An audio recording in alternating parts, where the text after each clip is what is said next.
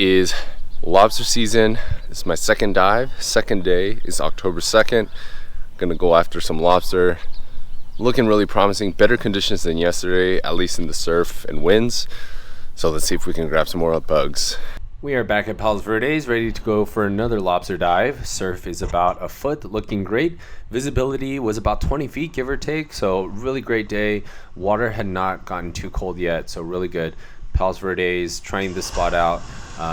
But lobster were everywhere. I was not doing too hot in terms of accuracy in the beginning, but later on I caught on.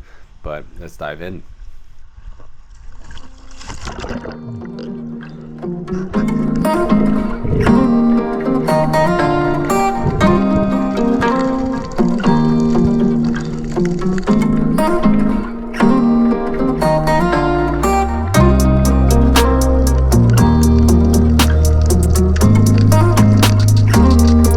So I look over to the right side of this cave and I see a nice cluster of lobster. Great opportunity. Most of these are not legal, but I'm looking for the biggest ones that could be potentially legal. That middle one looks good. Take the shot, way too short. I grab the antennas. I tried to grab the base of the antenna on that one, just didn't work out. Here I go back, similar hole, and you can tell most of the lobsters have scattered, but there's still a good amount left. Looking for a legal one here. See one. Attempt to the double hand technique again, does not work. And finally I see one here. Smother it finally. 1 out of 3. Finally grabbed one. There's no real one way to grab lobster. There's no one hand, two hand is best. It really depends on the situation. But here you can see it is just short.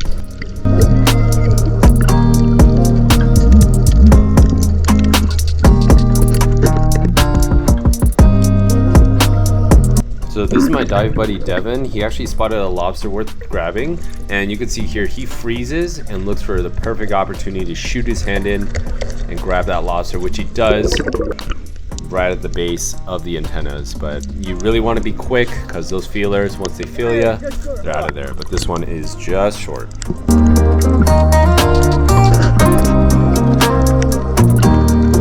So this is the lobster my buddy just grabbed and let go. Now I'm just curious how he finds a cave, but you can see it's walking around, has its feelers back, so I think it senses me back there, but it's going toward a cave, and just watch as it goes into this little hole here, how it keeps the antennas pointing out even as it shifts its body around.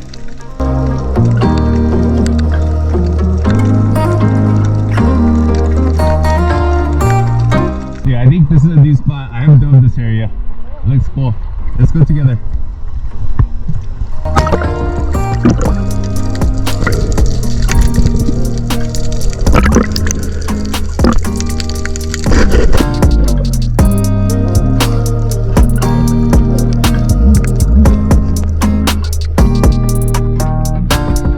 Check this out. This is a massive cave. Goes in pretty deep. This is one reason why I love spearfishing and lobster diving. Outside of catching fish and catching bugs, just exploring the marine terrain and finding caves like these are just so exciting to explore. And it's definitely a plus that there are a bunch of bugs in here.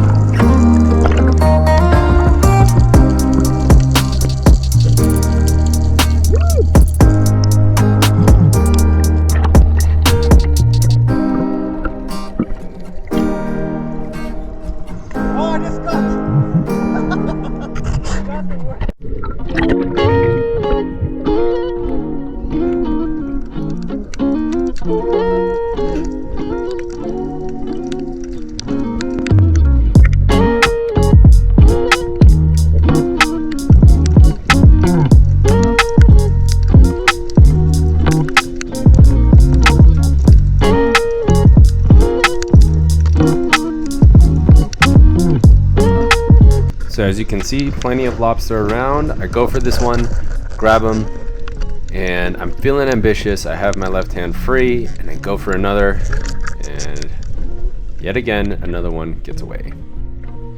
But not this one.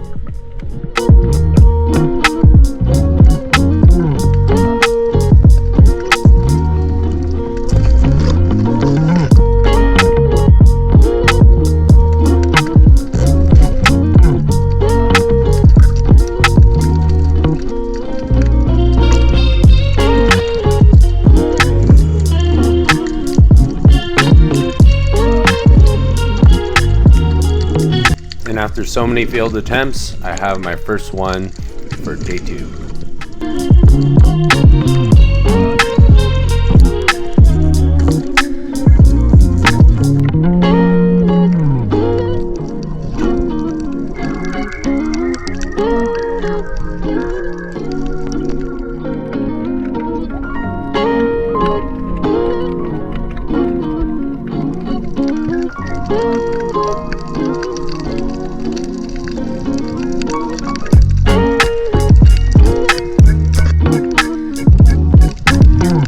So I think this situation is pretty interesting. You can see I'm tickling the antennas here so it scoots back. I want to see how deep that hole is, and I can tell after I touch these antennas that it's not going back any further, and I decide to go for it.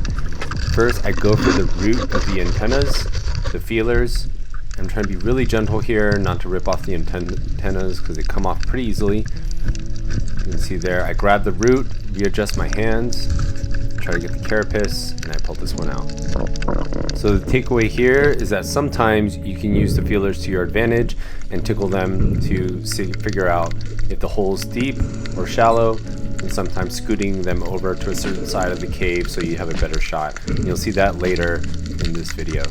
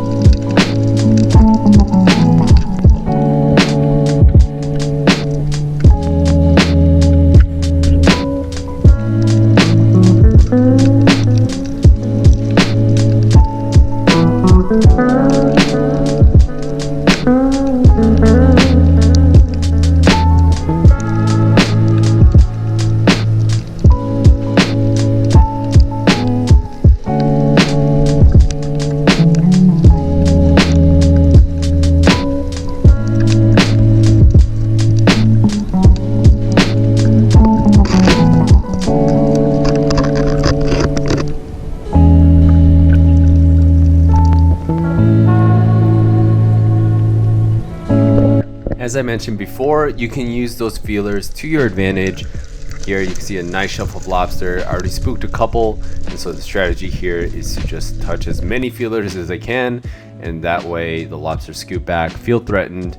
The idea here is once they are uncomfortable in this cave and they feel threatened, that they'll try to find somewhere else, and that's the time I come down and hopefully I can land one.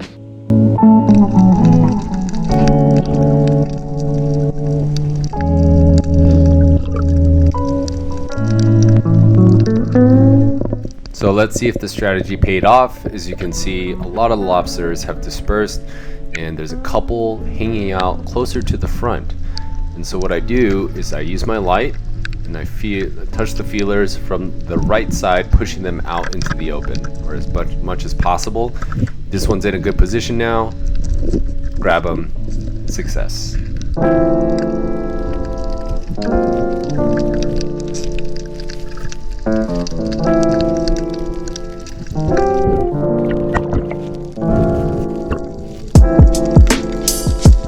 As a reminder, when you're measuring your lobster, make sure those eyes are popping just like that when you're measuring. That's how you know you have it right.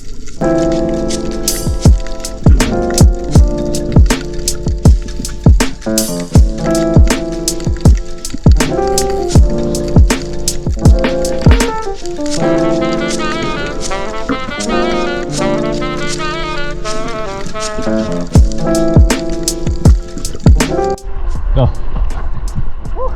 What'd you get? Woo! Oh, they look They look a baby. baby. I just wanted to try. So for those newer divers out there, this is how I transition the lobster so I can measure. I have my hand on my carapace, and the other hand I'll pull to the tail, and I'll leave enough room so I can easily put the gauge over the lobster carapace.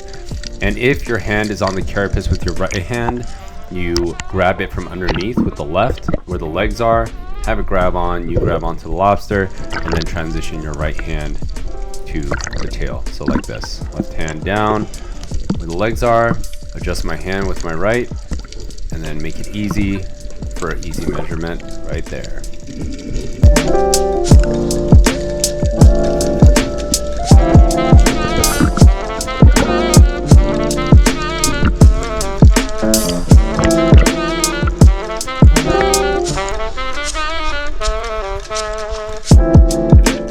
And that concludes day 2 of lobster season. Amazing dive. Not my greatest in terms of accuracy, but overall a fun time. Found a new spot. Plenty of lobster around, which makes it even more exciting. But here's some uni for the road. Thank you for watching, and I will see you on the next one.